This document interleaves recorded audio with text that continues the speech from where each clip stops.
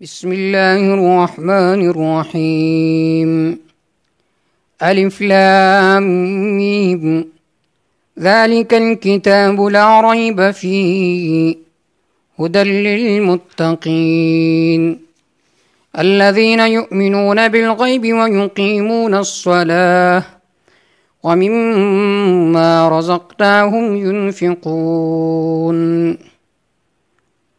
سورۃ الفاتحہ کے بعد جو دوسری سورت ہے وہ ہے سورۃ البقرہ۔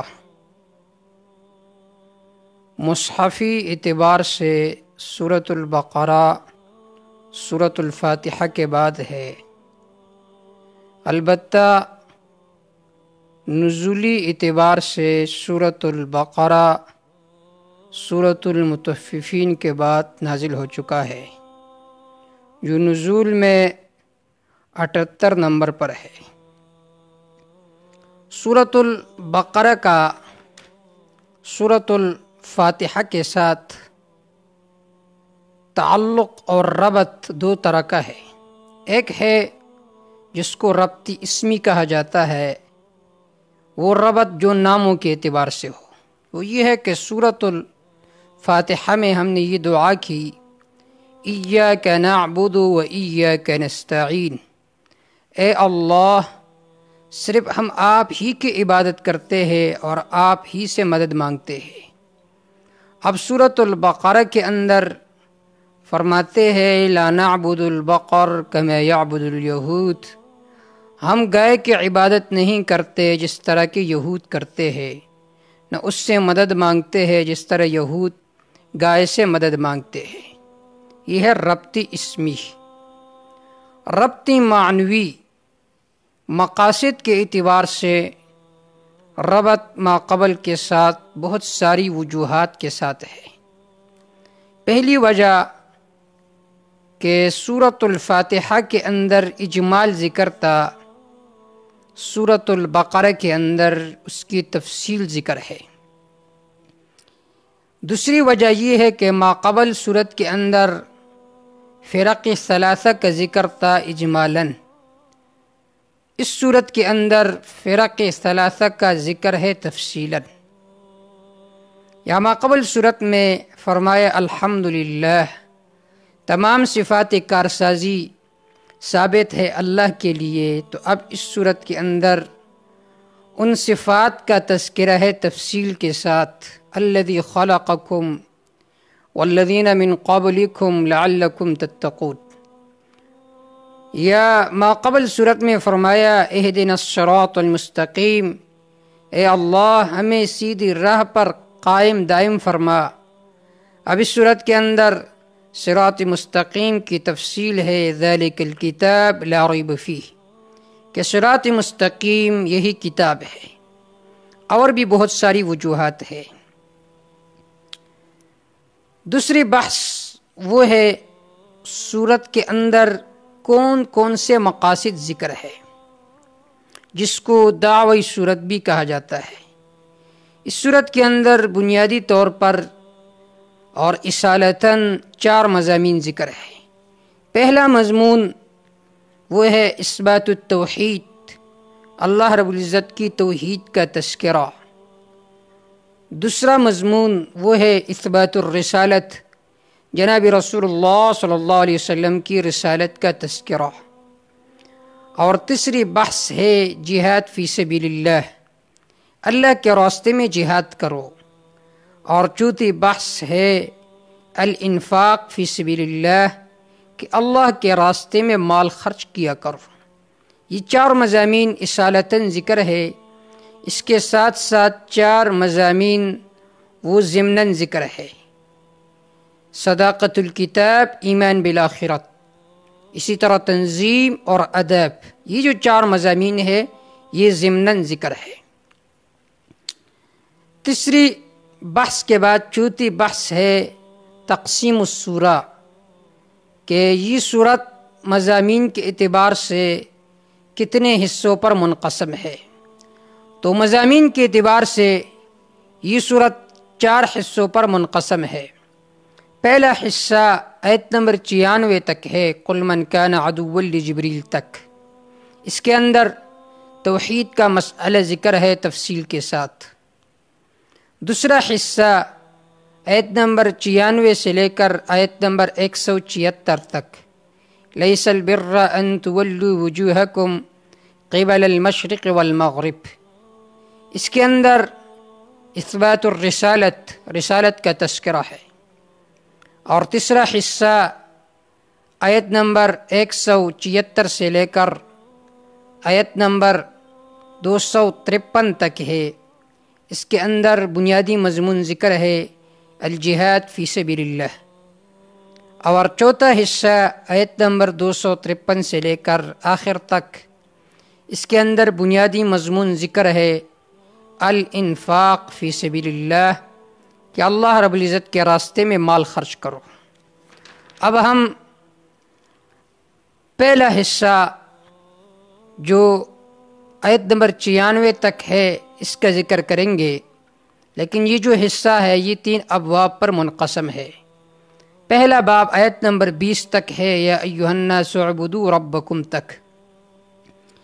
اب ہم اس کا ترجمہ ذکر کریں گے، جتنا بھی ہو سکے آہستہ آہستہ جائیں گے۔ ہم کوشش کریں گے کہ مغلق مباحث کو نہ چڑھے، زیادہ طور پر لفظی ترجمے پر کوشش کریں گے اور اس کی مختصر تشریح ذکر کریں گے۔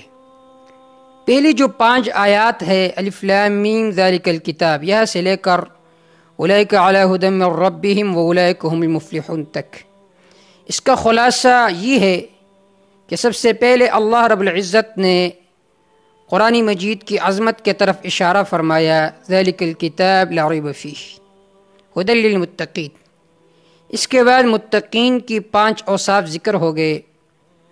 ایک صفت الذین یؤمنون بالغیب، دوسری صفت ویقیمون الصلاۃ، تیسری صفت ومما رزقناہم ینفقون، چوتھی صفت والذین یؤمنون بما انزل الیک وما انزل من قبلک، پانچویں صفت وبالآخرۃ ھم یوقنون۔ پھر 5 صفات کے ذکر کرنے کے بعد اللہ رب العزت نے ان لوگوں کا حکم ذکر فرمایا، دنیاوی حکم اور اخروی حکم۔ دنیاوی حکم اللہ نے یہ ذکر فرمایا اولئک علی ھدی من ربہم، کہ یہ لوگ ہدایت یافتہ ہے۔ اور اخروی حکم اللہ رب العزت نے اس آیت میں ذکر فرمایا واولئک ھم المفلحون، یہ لوگ کامل فلاح پانے والے ہیں۔ الف لام میم، یہ جو لفظ ہے اس کو متشابہات کہا جاتا ہے۔ الف لام میم کاف یا عین صاد طہ۔ متشابہات 2 طرح کا ہے، ایک ہے معلوم مجہول المعنی مجہول المراد، جس کا مرادی معنی بھی معلوم نہ ہو اور جس کا لفظی معنی بھی معلوم نہ ہو، جس طرح کہ یہ حروف ہے حروف مقطعات فی اوائل السور، اس کا لفظی معنی بھی معلوم نہیں ہے اور اس کا مرادی معنی بھی معلوم نہیں ہے، اس کو کہتے ہیں حروف مقطعات۔ دوسری قسم کے وہ الفاظ ہے جس کا مرادی معنی تو مجہول ہوتا ہے لیکن اس کا لفظی معنی معلوم ہوتا ہے، جسے قرآن مجید میں ثم استوى علی العرش، اللہ عرش پر مستوی ہے، ما یلیق بشانہ۔ اب اس کا لفظی معنی تو معلوم ہے استوا، لیکن اس کی مراد کیا ہے وہ مجہول ہے، اس میں نہیں جاننا چاہیے کیونکہ ہمیں اس کا مرادی معنی معلوم نہیں ہے، تو وہ بھی متشابہات ہے اور یہ بھی متشابہات ہے۔ اب یہاں پر یہ جو حروف مقطعات ہے اس کے معانی بہت سارے مفسرین نے ذکر کیے، لیکن وہ قطعی معانی نہیں ہے بلکہ وہ ظنیات ہے، لہٰذا اس وجہ سے ہم دوسری توجیحات کی طرف نہیں جائیں گے، بلکہ جب بھی یہ حروف آئے حروف مقطعات تو آپ نے یہ معنی کرنا ہے کہ اللہ اس کی مراد کو زیادہ جانتا ہے، اللہ اعلم بمرادہ، اللہ ان حروف کے معانی کو زیادہ جانتا ہے۔ اور اس میں ایک حکمت بھی ہے کہ اگر کوئی عالم جتنا بڑا عالم کیوں نہ بنے لیکن پھر بھی ان حروف پر آ کر وہ کہتا ہے کہ اللہ رب العزت ان کے معانی کو زیادہ جانتا ہے، تو اس سے معلوم ہوا کہ اپنے علم پر ناز نہیں کرنا چاہیے۔ تو الف لام میم کا معنی ہم یہ ذکر کریں گے، الف لام میم، اللہ رب العزت جانتے ہیں ان حروف کا معانی۔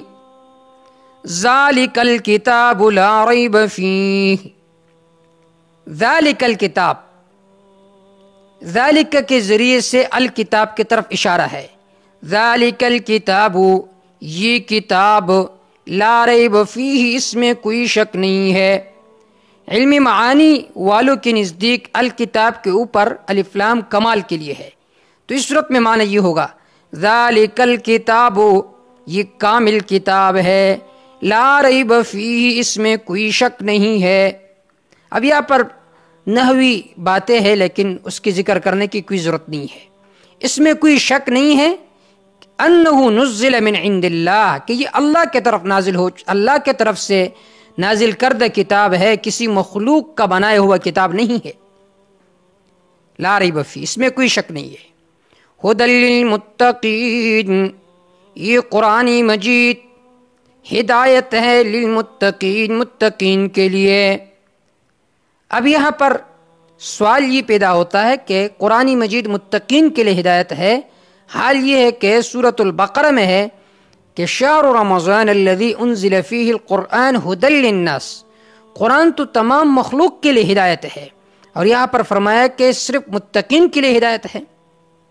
تو اس کا ایک جواب یہ ہے کہ یہاں پر ہدایت بمعنی ثبات کے ہے، کہ ثبات للمتقین، کہ قرآن مجید کو پڑھ کر عقائد اور عزائم صرف متقین کی مضبوط ہوتی ہے۔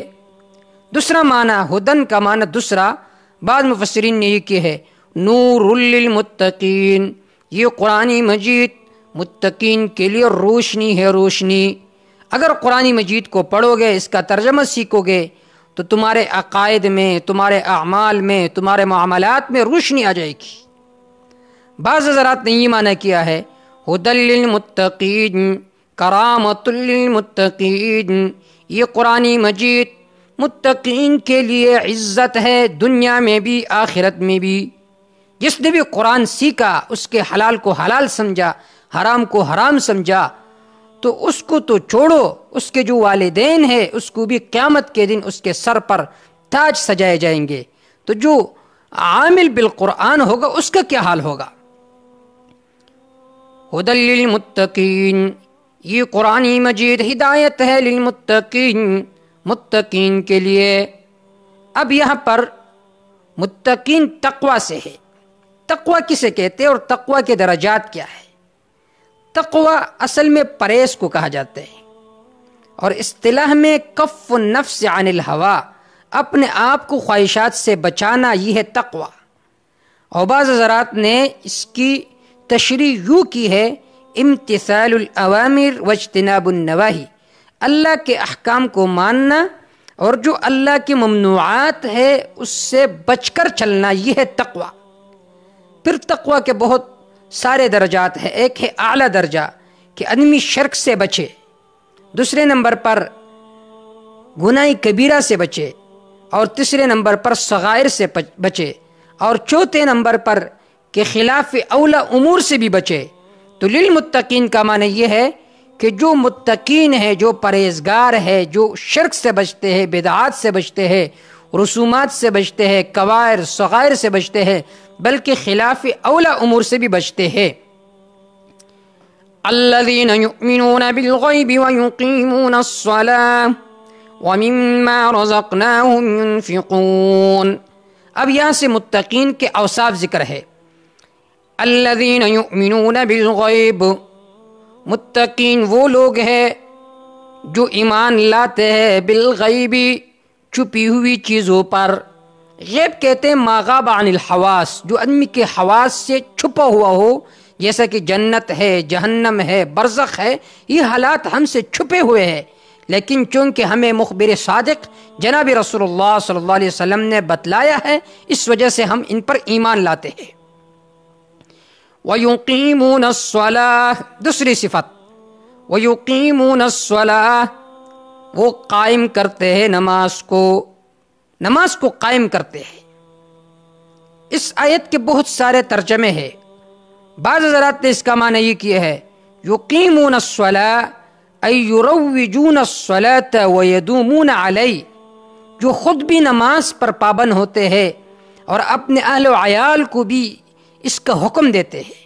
جیسے سورۃ طٰہٰ میں اور سورۃ مریم آیت نمبر 55 میں ہے کہ خود بھی نماز پڑھے اور دوسروں کو بھی اس کی تلقین کرے. دوسرا معنی یقیمون الصلاۃ کا یہ ہے کہ یقیمون الصلاۃ کہ وہ لوگ نماز کو قائم کرتے ہیں، نماز کو ادا کرتے ہیں، ان کے حقوق کی رعایت رکھتے ہوئے، ان کے حقوق کی رعایت کرتے ہوئے، اس میں مستحبات، واجبات، فرائض، ان سب کا رعایت کر کے وہ نماز پڑھتے ہیں. تیسرا ترجمہ بعض حضرات نے یہ کیا ہے کہ یقیمون الصلاۃ کا معنی یہ ہے کہ ترویج القانون الشرعی فی العالم، کہ وہ پوری دنیا میں اسلامی نظام کی ترویج کے لیے سرگرم ہوتے ہیں. کیونکہ یہاں پر ذکر جز کے مراد کل ہے، کیونکہ حدیث پاک میں آتا ہے الصلاۃ عماد الدین، نماز جو ہے یہ دین کا ستون ہے. تو یہاں پر ذکر جز ہے، مراد کل ہے کہ جو لوگ اسلام کے نفاذ کی کوشش کرتے ہیں یہ متقین ہے. وَمِمَّا رَزَقْنَاهُمْ يُنْفِقُونَ، اور اس میں سے جو ہم نے ان کو دی ہے، ينفقون وہ خرچ کرتے ہیں. اب یہاں پر اس آیت کو دیکھیے، علم بلاغت کے لحاظ سے اس میں بہت سارے نکتے ہیں. ایک نکتہ یہ ہے کہ یہاں پر مما ذکر فرمایا. یہ مما اصل میں تو من ما اور من تبعیض کے لیے آتا ہے، اشارہ اس بات کی طرف کہ اللہ رب العزت تم سے تمہارا پورا مال نہیں مانگتے، بلکہ تھوڑا سا اللہ کے راستے میں دو. اگر زکوٰۃ دینی ہے تو 40واں حصہ دو، فصل سے نکالنا ہے تو 10واں حصہ دو، نفلی صدقہ کرنا ہے تو تھوڑا سا کم از کم تو دو. پورا مال اللہ تم سے نہیں لیتے.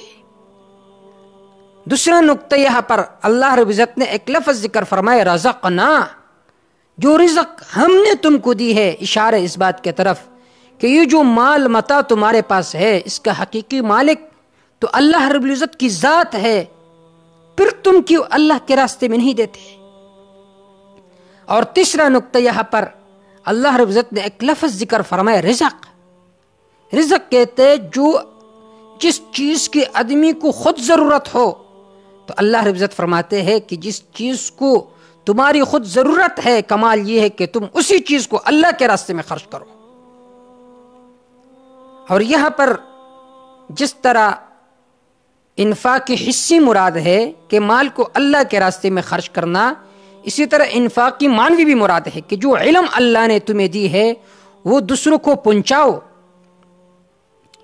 والذین یؤمنون بما انزل الیک وما انزل من قبلک، چوتھی صفت یہ متقین وہ لوگ ہیں یؤمنون جو ایمان لاتے ہیں بما انزل الیک اس کتاب پر جو آپ کی طرف اتاری گئی ہے، وما انزل من قبلک ان کتب پر جو آپ سے پہلے اتاری گئی تھی.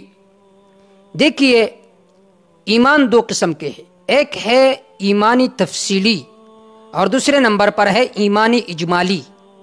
تفصیلی ایمان تو وہ قرآن مجید پر لاتے ہیں، لیکن اجمالی ایمان تمام کتب سماویہ پر وہ لاتے ہیں کہ یہ جتنے کتب تھے یہ انبیاء علیہ السلام پر نازل ہو چکے تھے، اس پر ہمارا ایمان ہے.